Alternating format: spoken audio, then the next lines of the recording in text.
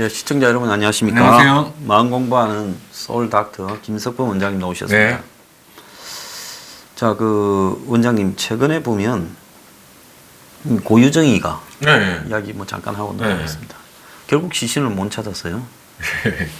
전 남편은 이제 현 남편은 네. 자기 애도 죽였을 거다. 네. 그렇게 또 문제를 제기해서 네. 그리고 뭐 오늘 기사를 제목만 봤는데 뭐 청와대에서도 네. 고유정의 그 지금 현재 남편의 자식을 고유정이 살해됐을 가능성을 놓고 경찰에 수사하고 있다. 라고 지금 나오더라고요. 자, 그러면 네. 또 고유정이 현 남편을 죽였다라는 부분에 전 남편. 예, 전 남편을 시신이 없지만은 네. 무슨 동영상을 찍어놨던 뭐.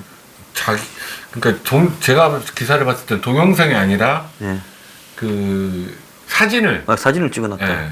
그러니까 자기 자신의 그 어떤 행동들을 기록하는 습관이 있는 게 아닌가 하는. 왜 그 사진을 찍어요? 그래서 뭐 기어가는 장면이 그 사진 때문에 나온 거 아닙니까? 그래서 쫄피뎀을 먹고 네, 카레에 네. 의식을 잃고 네. 죽이려고 하니까 네. 이제 살라고 기어가는 모습이 있다. 네. 근데 그런 순간에 사진을 찍는 심리는 뭡니까? 그게 전리품입니까? 그거는 이 사람이 이제 제가 다른 내용도 좀 살펴봐야 되겠지만 강박증적인 부분이 있었을 가능성이 있어요. 고유정이요? 네. 네. 그러니까 뭐냐면 기록하는 거를 강박적으로 하는 사람도 있거든요. 있죠. 그런 사람. 그러니까 예를 들면 아침부터 저녁까지 자기 일거수일투족을 다 기록하면서 매일같이 기록하면서 사시는 분들이 있어요. 그런 것처럼 이 고유정 씨도 그런 그 자기 일거수일투족을 사진으로 기록으로 남기는 그 기록으로 안 남기면 자기가 못 견디는 거죠. 그러니까 강박증이라는 게 그렇습니다. 불합리한 이유지만 그걸 해야지 자기가 평안을 얻을 수가 있거든요. 그럴 가능성이 있다고 보여지고요. 그리고 이 사람이 시체를 유기하는 과정들이 정확하게 어떤 과정인지 모르지만 지금까지 발견되지 않고 있는 걸 보면 아무튼 굉장히 용의주도하게 일을 진행했을 수 있는데 이 사람이 강박증적인 측면이 있는 사람이라면 그러면 용의주도하는 데 도움이 되죠. 그래서 그 졸피뎀을 담은 파우치 등이 놓인 펜션 내부를 일부러 범행 당시에 촬영을 했고 그 사진 속에 저녁에 먹은 즉석밥과 카레에 묻은 빈 그릇도 담겨 있었다는 거예요. 그래서 이제 경찰은 그걸 토대로 졸피뎀을 카레나 음료수 등에 넣어서 기억을 그 의식을 잃게 만들고 살해를 하지 않았냐는 건데 근데 보통 사람이면 이렇게 죽이고 난 이후에 경찰의 그런 강력한 수사 얼마나 열심히 했겠어요? 강력한 수사에서 시신 흔적을 결국 불어서 가서 확인할 건데 결국은 온갖 거짓말을 통해서 경찰력을 분산시키고 결국은 경찰이 시신 없는 이제 찾기를 포기한 거 아니에요? 시신 없는 재판을 청구하게 만들었다는 거예요. 그럼 일단 시신 없는 재판이라는 거는 지한테 재판 과정에 유리하죠. 아주 유리해진 위치가 됐지 않습니까? 그러니까 그런 정도의 능력, 경찰의 집요한 추궁 또 무슨 경찰이 물을 때 엉뚱한 소리를 하다가 또 말을 여러 가지 시켰다가 그 속에 틀린 말을 잡아내서 그걸 집중적으로 파고들어서 결국은 순식간에 이 방심을 뚫고 자백하게 만드는 그런 기술들이 많잖아요. 그렇죠. 수사 기법들이. 심리적인 그 수사 기법이 있을 건데 그런데 전혀 흔들리지 않고 결국은 경찰을 가지고 놀다가 경찰이 손을 들었단 말이에요. 저런 거는 이 마인드가 어떤 상황이기 때문에 그렇다고 보십니까? 그러니까 저는 이제 그 일부 신문에서는 사이코패스가 검사 결과가 아닌 걸로 나왔다고 사이코패스 검사 항목 가지고 이제 체크를 해서 아닌 걸로 나왔다고 그러는데 저는 이제 제 판단으로는 지금 이 고유정 씨가 했던 일들 그리고 진행 과정을 보면 사이코패스일 가능성이 매우 높다고 생각을 하고요. 그리고 살인 진행 과정도 아주 굉장히 용의주도 있잖아요. 그리고 현장을 치우는 것도 굉장히 용의주도하게 깨끗이 청소를 한 상태였기 때문에 그 피자국도 결국 나중에 루미노를 써서 피자국을 찾았대요. 근데 그거를 그럴 정도인 사람이고, 그리고 시체에 거기에 유전자 검출이 안 되게 다 이렇게 파괴되게 했다라는 거 보면, 예. 그러니까 사이코패스이면서 굉장히 용의주도한, 그리고 좀 강박적인 측면도 있는, 강박적인 측면이 있는 사람들이 대부분 좀 용의주도해요. 예. 예, 그런 두 가지가 같이 겹쳐 있는 거 아닌가 그런 생각이 듭니다. 그래서 피해 현장인 펜션 사진이 결국은 이 전리품으로 찍어놨느냐. 그래서 이 자기 행동을 이 기록하는 네. 섭성이다. 네. 이렇게 나오는데요. 이 사람은 실제 다시 재혼한 네. 집의 아들이나 네. 전 남편 빼고도 지금 주변에 네. 다른 살인을 저질렀을 가능성도 높지 않겠습니까? 그럴 가능성이 충분히 있죠. 전혀 이게 처음 살인을 한 사람처럼 너무 태연하잖아요. 그리고 저렇게 시신을 안 들키는 정도는 그야말로 천재적인 사이코패스들이나 네. 이런 그렇죠. 사람이 네. 가능하지. 일반인들은 저 살인을 하면 못해요. 어떤 행태로든지 다 증거가 남고 네. 이렇게 되지 않습니까? 그렇죠. 그리고 감당을 못하죠, 보통 일반인. 예, 그리고 그 덩치 큰 남자의 시신을 요리를 해서 저렇게 네. 했다라는 토막을 게. 내서 그렇게 보통 사람 못해요. 부검하는 제가 전번에 말씀드렸지만 부검하는 의사들이 피 철철 나오는 것들은 그래도 이제 수술하는 과정에서는 아무렇지도 않게 보거든요. 네. 근데 시신 부검하는 곳에 가면 웬만한 의사들도 정말 힘들어합니다. 그렇겠죠. 왜냐하면 죽은 시신에서 거기는 피가 막 나오거든요. 죽은 시신에서는. 근데 살아있는 거랑 틀리게 느껴지거든요. 완전히 다르게 느껴지겠죠. 근데 그런 과정을 목격을 본인이 하면서 다 토막을 냈을 거 아닙니까? 보통 사람 못하는 일이죠. 예. 근데 이게 이제 사형을 시켜라는 청원이 들어가고 있다는데, 네. 자, 참 이게 논리적인 아이러니인 게 네. 나는 10,000명을 죽어도 네. 나는 사형되지 않는다. 네. 이렇다면 취미가 살인인 사람은, 살인의 쾌감을 느끼는 사람은 10만 명, 100만 명을 죽어도 나는 사형되지 않는다면 손해볼 게 없다 생각하고 얼마든지 할 수 있지 않겠습니까? 그런 측면도 있고, 더 중요한 건 이제 사이코패스의 문제, 사이코패스 중에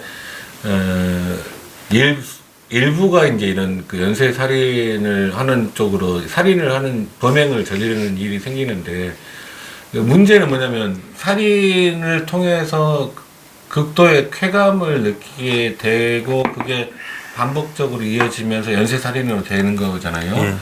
그러면 그 피해 불특정 다수, 그러니까 어떤 성향의 사이코패스냐에 따라서 이제 희생자가 정해지기는 하지만 그런 상황은 굉장히 공권력의 위기를 초래할 수 있습니다. 저는 제 생각에는 문제 이렇게 청원에 의해서 사형을 시켜야 된다 그런 게 아니라 사형제를 정상적으로 부활해야 된다고 생각해요. 저는. 지금도 폐지한 건 아닌데 집행을 안 함으로써 네. 사실상 없앤 것처럼 저는 됐죠. 사형제 국제적으로 어떤 문제가 있는지는 제가 파악을 안 해봐서 모르지만 예를 들면 여러 가지 굉장히 여러 사람을 죽게 한 사이코패스나 이런 사람들은 그러니까 제 중에 사형이 있는 이 부분과 사형이 없는 죄 네. 이렇게 만들어서 구분해서 네. 적어도 사형을 때릴 수 있는 죄는 이런 네. 죄에 한해서 네. 이렇게 사형을 때릴 수 있다. 네. 이렇게 좀 구분을 할 필요가 있지. 네. 막연히 자신들이 좀 인권을 지향하고 네. 좀 멋있어 보이고 좌파의 어떤 이념이라고 해서 사형을 금지함으로써 이런 살인마가 우리 사회에 지금 안 나타나서 그렇지 곳곳에 수천 명이 있을 수도 있을 건데 네. 근데 이런 살인마가 계속 이런 살인을 저지르게 될 때 네. 우리가 사회적 방어 장치가 뭐냐는 거죠. 그렇죠. 아무튼 저는 사형제에 찬성하는 입장이라서 그런데 이제 우리나라는 이제 너무 여론의 쏠림에 의해서 이렇게 어떤 제도라든지 그런 것들이 좌지우지 되는 측면이 있는데 지금 청와대 청원 사이트를 만든 것 자체도 저는 못마땅해요, 솔직히. 그거 왜 하는지 모르겠어요. 근데 그거를 법원에서도 한대요, 앞으로. 그런 청원제를 국가기관에서 몇 군데 또 추가로 도입한다고 나오더라고요. 오늘 기사를 보니까. 근데 이런 것들이 진짜로 좀 너무 인기의 억압식이 아닌가 그런 생각이 들어요. 예, 참 문제가 있는 제도라고 보고 있습니다. 그러니까 지금 그 반일 감정 불러일으켜서 정권이 이렇게 득을 보려고 하는 측면들도 있잖아요. 그런 것처럼 자꾸 이렇게 그 실제로 국가를 통치해 나가는 것은 감정적인 행위가 아니라 그 지성이 필요한 행위거든. 통치 행위잖아요. 예. 근데 어떻게 자꾸 이렇게 뭐 여론조사로 뭐 어떤 거를 중요한 거를 결정을 해버리려고 한다든지 뭐 청원이 많았다 그래서 그쪽으로 가야 된다 이런 것들은 정말 아니라고 봐요. 국가가 나갈 길이. 그렇죠. 예. 자, 다음으로 그 다른 이야기 좀 해보겠습니다. 어제 보면 그 뭐 광화문 앞에 네. 저 비정규직들 중심으로 네. 민노총이 예. 하계 투쟁에 돌입했다. 네, 네. 그러는데 이제 거기에 보면 조리사분들이 있고 예. 그다음에 이제 또 이 애들 네. 방과후 돌봄 교사 그다음에 또 이 그 고속도로 톨게이트 네. 수납원 등이 있는데요. 근데 이 문재인이 취임 이후에 3일째인가 5월 10일 날 2017년 인천공사에 가서 비정규직을 정규직하겠다. 그래서 뭐 비정규직 제로 이래 이야기를 했지 않습니까? 네. 그 이후에 이제 우리도 공무원 하고 싶다. 네. 이 학교의 조리사분들은요. 네. 우리도 교사하고 같이 취급해주라. 네. 그리고 이제 수납원 같은 경우에는 뭐 4팀 3교대 하는데 네. 이제 기간제고. 그런데 이분들은 뽑을 때는 네. 용모 단정, 네. 친절, 네. 밝은 서비스 네. 요 조건만 딱 있더라고요. 네. 뽑는 요강에. 네. 그리고 면접 후 네. 서류 제출 면접 그것밖에 없어요. 시험이 네. 없어요. 네. 조리사도 그냥 조리사 자격증. 네. 그렇게 기한 자격증은 아니지 않습니까? 그렇죠. 네. 그것만 갖고 면접 후 되는 거예요. 그런데 저분들은 250인데 30%를 인상시켜 주겠다. 네. 이렇게 또 이야기를 했어요. 네. 그래서 자회사로 가서 정규직을 해라. 네. 못하겠다. 우리 도로공사 직원 시켜달라 이거 아닙니까? 네. 그리고 또 그분들은 우리도 학교에 네. 공립학교면 공무원 하고 싶고 네. 교사하고 똑같이 취급해주라. 네. 자, 그래서 이제 여기에 우리 사회의 형평성의 문제라는 것이 원초적인 불평등을 좀 시정하려고 노력하는 것이 현대 자본주의 사회의 목적이라면 네. 이제 결국은 사회에 보면 좋은 일자리와 나쁜 일자리, 네.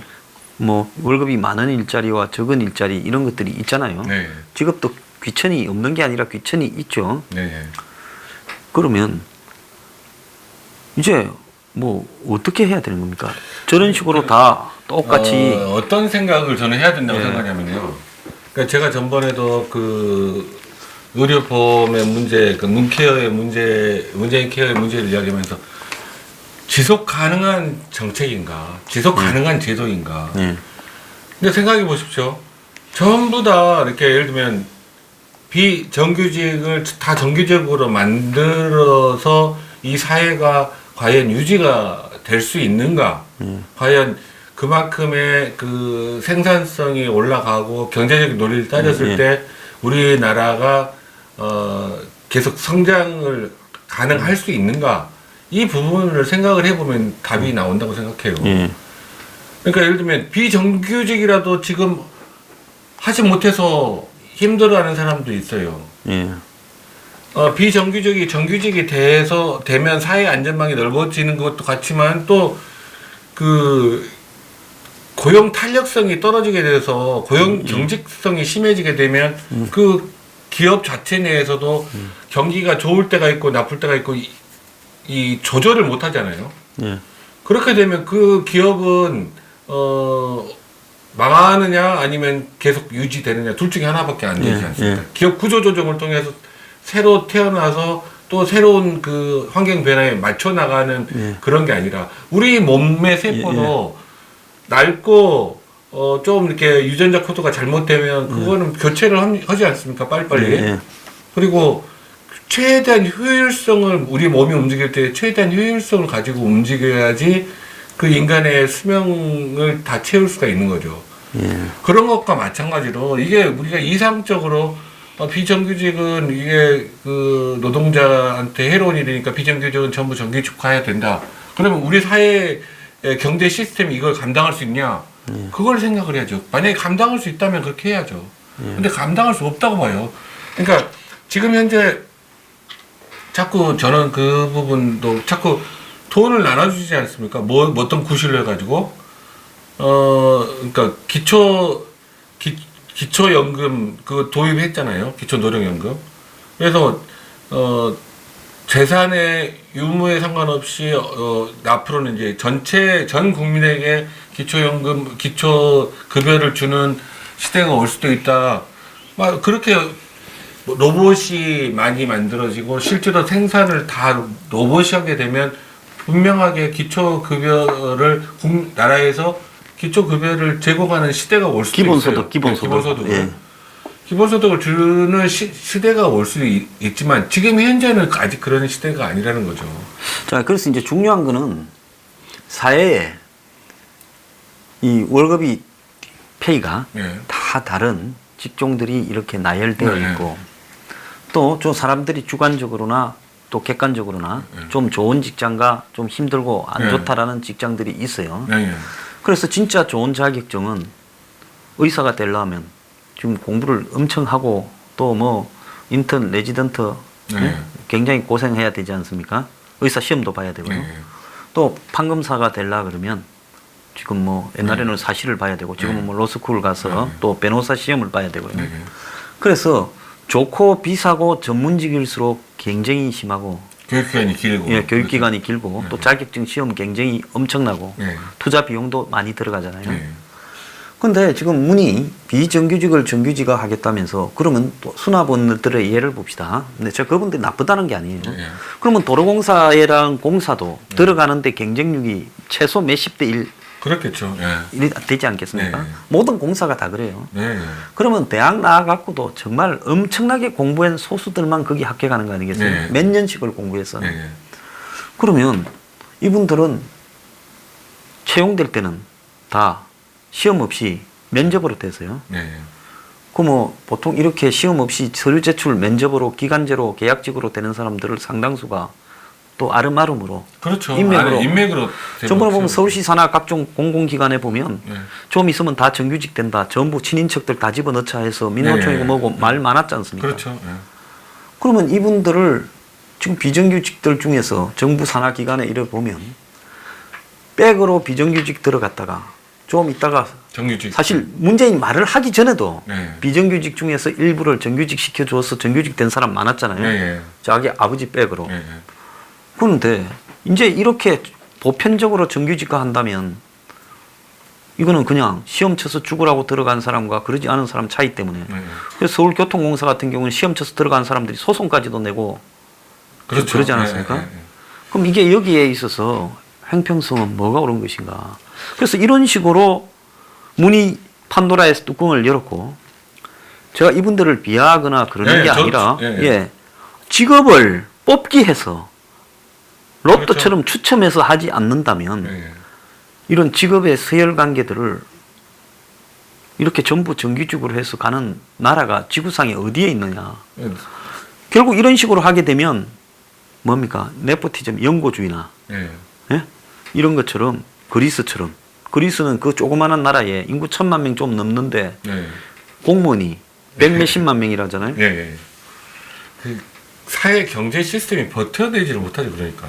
그 유지될 수가 없는 시스템이라는 거죠. 그러니까 국가에서 직업을 정해주는 공산주의 전체주의에서는 어떻게 됐습니까? 결국 그것도 나중에는 다 권력자들이 아는 사람 통해서 다 핵심 자리들은 다 그 사람들이 차지했고 거기에서도 직업의 선호도에 따라서 차지하는 게 다 권력이 누가 더 세냐에 따라서 다 된 거잖아요.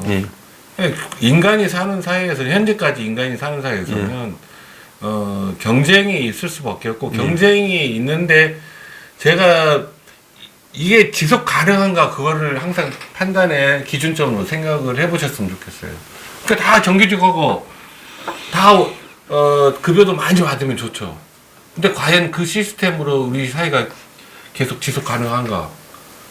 자, 그래서 그런 부분에 대해서 굉장히 고민을 해야 되는데 문이 고민하지 않고 침 3일 만에 네. 한마디로 너무 경솔하시죠.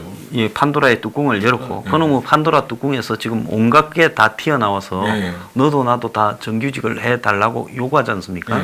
그래서 이 수납원 분들 같은 경우에는 30%를 월급을 올려주고 이제 자회사의 정규직으로 하겠다는데 거부를 했어요. 그래서 제가 이분들의 가장 옳은 방법은 좀 신분을 안정적으로 해주자라는 거는 맞는데 솔직히 말하면 사회의 방향은 이제 안정적인 직장은 거의 없어져 가고 있어요. 그렇죠. 고용유연화라는 것이 세계적 대세가 되어 가고 있는 것은 어쩔 수 없어요. 그렇죠. 그래서 사회 시스템으로 고용유연화에 낙오되는 사람들을 보호하는 방법을 강구하는 것은 필요하지만 우리 사회가 고용유연화가 아니라 고용 픽서, 고용을 더 공고화하는 방향으로 가는 것은 얼마 못 가요. 저는 절대로 강자 편을 안 드는 사람입니다. 그렇지만은 지속될 수 없는 시스템이다라는 거는 인정을 해야 되는 거예요. 그렇죠. 그런데 사실은 자회사를 만들어서 정규직을 시켜주고 월급을 30% 올리는 것도 엄청난 대우죠. 아, 그거 쉽지 않아요. 그런데 그걸 거부하고 도로공사 직원이 되겠다 뭐 이런 거 아니겠습니까? 그래서 사회가 그 민노총의 이 폐단이라고 저는 보고 있습니다. 그러니까 민노총이 이렇게 권력 집단 중에 최고 권력 집단이 돼가지고 민노총이 지금 비정규직을 시위에 끌어들이는 이유가 뭐겠습니까? 자기네들 맨날 귀족 모조라고 개념 받으니까 마치 비정규직을 챙기는 것처럼 하는 쇼죠 이것도. 우리가 공식적으로 한국 정부에서는 비정규직이 일용직 그다음에 기간제 계약직 그리고 파견 근로자 전문 계약직 이래 다 합쳐서 33%다 이야기하는데 실질적으로는 이 두 배도 더 되지 않겠습니까? 지금 정규직이 거의 없죠, 별로. 그렇죠, 정규직이 적죠. 의사들 중에도 비정규직 많지 않습니까? 의사들은 개인 병원에 봉직하면 다 비정규직이죠. 그리고 그다음에 그러니까 병원에 취직하면 다 대부분 비정규직이고 취직한 의사들도 다 비정규직이죠. 네, 다 비정규직이죠. 그리고 정규직은 없어요. 그리고 대학병원에서도 대학 교수로 되어 있는 경우는 정규직이지만 나머지는 그냥 다른 건강 검진센터에 취직해 있는 사람들 그런 사람들 다 비정규직이에요. 매년 계약합니다. 매년. 그래서 그 사회가 이제는 인력을 갖다가 가급적이면 줄이는 쪽으로 분위기가 가게 돼 있고 또 인력의 이런 유연성을 강화하는 쪽으로 가고 있어요. 근데 그게 뭐 좋다 나쁘다를 넘어서서 사회의 경제 시스템이 지금 바뀌는 속에서 벌어진 거 아닙니까? 어떤 분야는 급격하게 인력들이 이제 이렇게 필요 없어지고 그렇다면 지금 현재 이런 파업이라면 정상적인 사회 대응이라면 이제 고속도로 톨게이트에 사람을 쓰지 않고 요즘 같은 AI 시대에 그 돈 받는 수납원이 AI가 아니 지금 현재도 하이패스 수납원이 없지 않습니까? 그러니까 이제 아예 그냥 하이패스를 안 쓰면 통과 못 한다고. 그리고 나중에 집으로 집으로 통지가 날아오고 찍어서 집으로 통보해서 뭐 하이패스 안 쓰는 사람은 1.5배를 부과하겠다든지 이런 식으로 하면 지금도 그분들이 필요 없을 수도 있어요. 그래서 버스 안내양이 예전에 있었지 않습니까? 버스 안내양 없어진 지 오래됐지 않습니까? 그렇게 없어지는 직업이 있고 새로 생겨나는 직업이 있고 근데 지금 현재 이제 제일 우려스러운 부분은 새로 생겨나는 직업은 많지가 않은데 없어지는 직업이 AI 시대가 되면서 급격하게 늘어나고 있어서 그게 이제 사회 문제가 되고 있는 게 문제인데 그 수납하시는 분들을 다 정규직화하면 그분들 정년 퇴직할 때까지 어떻게 고용을 유지합니까? 그래서 그 옛날에 보면 우리가 지하철에 그때는 표를 다 팔았어요. 이 출구 앞에서. 근데 이제 다 사라지고 이제는 지하철은 아예 이렇게 가야 되고 만약에 표를 안 갖고 왔다면 돈을 넣어가 자판기에서 해야 되고 그것도 못하는 사람은 들어갈 방법이 없는 거예요. 네. 이제는 파는 데를 아무리 찾아도 없잖아요. 네. 그래서 근데 지하철 표 파는 분들도 다 시험 쳐서 들어온 사람들이요. 그렇죠. 그 철도 공무원이 예, 쉽지 예, 않은 예. 공무원이 쉽지 않은 있어요. 공무원을. 네. 그런데 지금 이런 부분에 있어서 한마디로 사회적 합의를 저는 파괴하는 행태라고 보고 있습니다. 네. 그러다 보니까 이제 대중들이라고 다 옳으냐. 그분들은 그분의 삶을 고통을 호소하죠. 뭐 조리원은 여름에 땀나고 뭐 휴가 시절에는 월급을 못 받고 하루에 뭐 서 있는 시간이 많다. 그런 식으로 따지면 일을 하는 사람 중에서 네, 조리원도 다 비정규직이 아니라 학교에 그 여러 가지 종류가 있어요. 네. 파견근로부터 계약직, 네, 안 그러면 맞습니다. 별정직 공무원 네. 이래갖고 다양한 행태로 네, 있어요. 있습니다. 네. 근데 그걸 갖다 전부 이제 공무원 대우로 하거나 교사 대우로 하라는 거 아니겠어요? 그러니까 우리 국민들이 세금 지금 많이 내고 계실 텐데 어디까지 그걸 감당하실 수 있을까요? 학교에 가서 보면 행정부 사무원도 네. 비정규직이 엄청 많아요. 계약직 네, 행정사무원요. 그래서 학교에 보면 가르치는 사람도 있지만은 서류 정리하는 사람도 있는데 그 사람들도 비정규직인데 네. 이제 조리원들이 나는 정규직을 해주라. 그런데 학교에 보면 교육공무원 중에 9급으로 들어와가 네. 한 20년 지나서 이제 6급 된 사람이 네. 누가 글을 쓰더라고요. 바라보니까. 아니 뭐 요즘에 저분들을 보면 옛날처럼 뭐 다 이 재료들이 씻어서 오고 이래 정리되어서 들어 납품이 되기 네. 때문에 그러고 그래서 4시 전에 일이 끝나도 시간을 맞추어서 일이 쉬운 것처럼 안 보이게 이렇게도 하고도 하는데 네. 그런데 저 부분이 정규직이 되면 그러면 그렇죠. 나는 뭐냐 네. 뭐 이렇게 또 이야기하는 사람도 있어요. 그래서 여기서 우리가 이제 가져야 될 거는 사회가 인간의 양심과 또 인간의 어떤 합의 네. 이런 부분을 속에서 서로가 약자를 배려하고 어려운 사람을 챙기고 이래 가야 되는데 그게 아니라 지금 민노총식으로 문재인식으로 저렇게 국민 세금과 또 사회적 비용을 고려하지 않고 저런 식으로 뭘 다 해줄게 네. 이렇게 만들어서 엄청난 옛날에 제가 문재인이 집권했을 때 이 야생의 소를 미국 가면 그 야생 소들 많잖아요. 네. 네. 버팔로. 그 소를 버팔로를 길들여 갖고 안에 키운 거를 네. 일단 열어버려가 네. 야생으로 이렇게 풀어놓다가 네. 나중에 그놈을 잡아다가 가둘라면 넣으면 못 잡는다. 아. 지금 문재인이 판도라 뚜껑을 열어서 온갖 사람들을 다 정규직 해주겠다고 해가 전부 다 뛰어나 버렸어요. 이제 이 사람들의 기대치는 높아져 있어요. 그렇죠. 그러니까 월급을 좀 올려주거나 근로 조건을 완화해주거나 무기계약직. 네. 그래서 사실상 한번 오면 뭐 네. 퇴직할 때까지 해주겠다고 해도 이제는 노라고 이야기를 하지 않습니까? 그러니까 이게 진짜 큰 문제입니다. 이게 완전히 사회주의로 가기 위한 어떤 그런 양상이거든요. 사회주의가 그랬지 네. 않습니까? 공산주의 그렇죠. 교사 월급이나 네. 뭐 교수 월급이나 네. 의사 월급이나 닥터 지바고가 그 의사였잖아요. 네, 네. 소련이 사회주의 네. 될 때 다 똑같잖아요. 네. 그러면 누가 공부해서 의사를 합니까? 스탈린이 죽었다는 영화에 보니까 스탈린 사망 그 체크를 하려고 의사를 부르는데 네. 의사 행색이 거짓골이더만요. 네. 왜? 소련이 망한 다음에 그렇죠. 네. 아무도 의사를 안 하려고 그래. 네. 러시아가 망한 다음에. 아, 네. 러시아 망한 다음에. 참 큰일 날 일이 벌어졌습니다. 네, 지금 이게 아무튼 우리 현명한 그 시청자분들께서는 항상 정부가 뭘 이야기할 때 이게 과연 지속 가능한 일인가라는 기준을 가지고 꼭 생각을 해보시고 주변 사람들과 이야기를 나눠주시면 감사하겠습니다. 그리고 오늘 제가 딱 그 이야기를 하십시오. 마음 공부에 대해서 한마디 말씀을 드리면 마음 공부라는 것도 굉장히 지루하고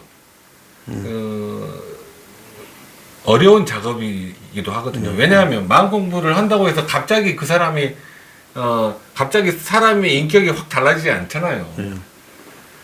매일같이 겪는 어려움 속에서 조금씩 발전해 나가는 거거든요.